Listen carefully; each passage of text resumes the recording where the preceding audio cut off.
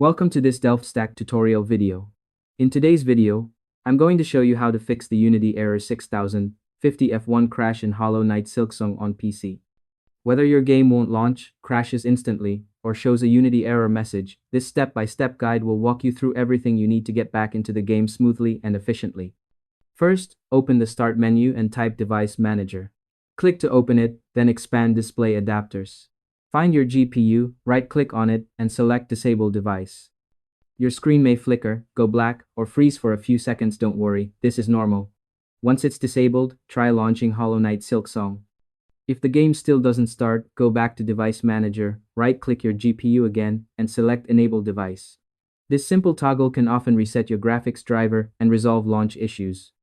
Next, let's make sure your GPU drivers are up to date. Open the Start menu and type Intel Support app, then open it. Navigate, check for updates. If a new driver is available, install it and follow any on-screen instructions. Updating to the latest GPU drivers ensures full compatibility with Hollow Knight Silksong and prevents Unity engine crashes. To make the process smoother, here's a quick tip: close all other programs while updating drivers and restarting your PC. Doing this beforehand can save time and prevent conflicts that might block the game from launching.